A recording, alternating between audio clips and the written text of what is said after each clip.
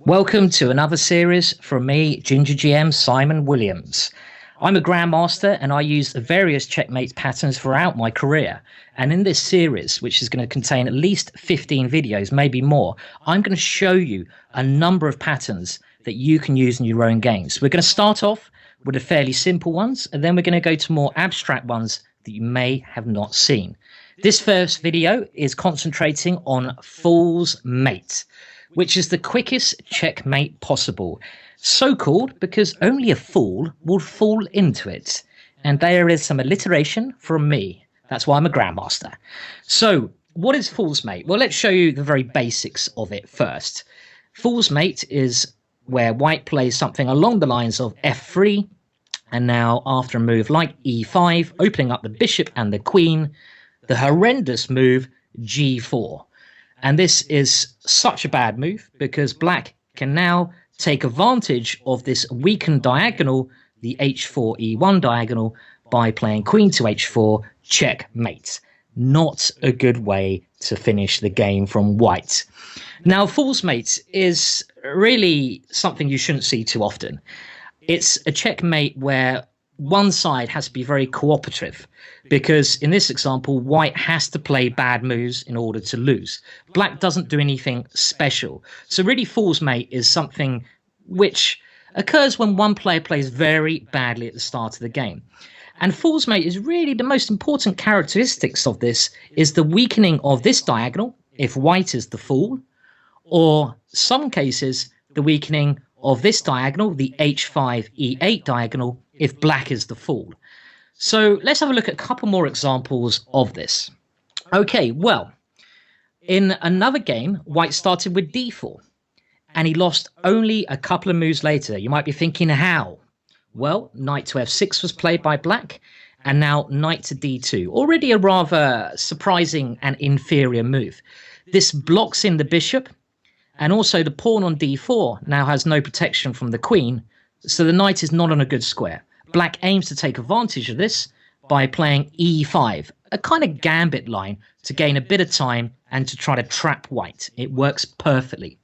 White grabs that pawn. Now black places his knight upon g4, aiming to win back the pawn, but also with some other ideas in mind. White gives the knight a kick, thinking, okay, I'll give my pawn back, but I'll be safe. But he misses a really important move now. Can you see the move? Knight to e3, a devastating move. And in this position, white resigned only on move 4.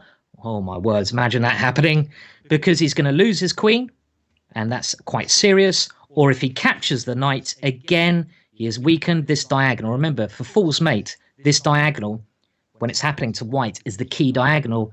And after queen to h4 check, it's worth noting the white pawn is on h3, so you can't really go g3 before that pawn was defended, because queen takes g3 is checkmate.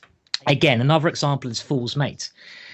Now, in order for this to work, really one side has to play a loosening move like f4, f5, or move their g-pawn and move their g-pawn. So another example of this, which has occurred actually in far too many games, is when white goes f4. So already white is asking for this diagonal to come under attack. This is not a serious problem if white knows what he's doing. But here, a very dangerous reply to this is the From's gambit, e5. It's slightly in the same spirit as the last gambit we saw. Black gives up a pawn to gain quick development. And here there are two ways white can fall into fool's gambit. Number one is if he tries to guard his pawn with the very bad move g3. The point being, after pawn takes f4, white should now not take the pawn because he's weakened his diagonal, and queen to h4 is yet another example of fool's mate.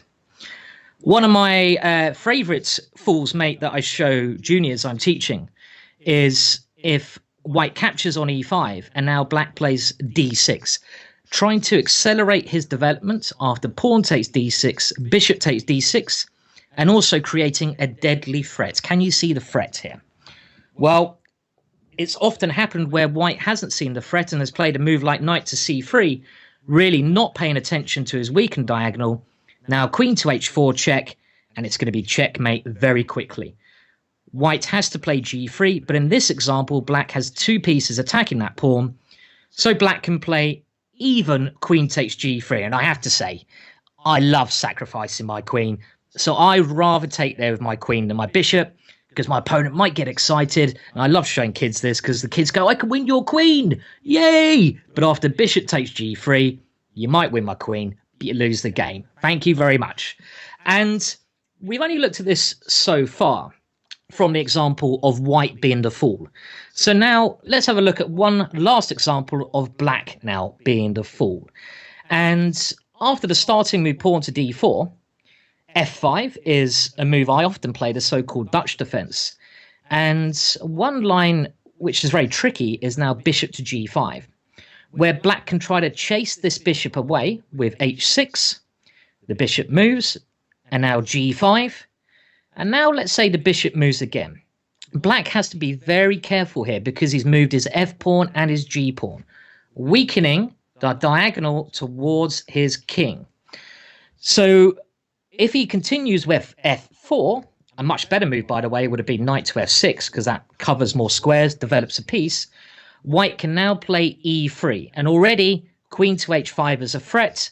One very attractive game that occurred in this position between Teed and Delmar in 1896 occurred h5, trying to stop the queen coming in, and now a very surprising move, bishop to d3, because again, you're leaving your bishop on pre here.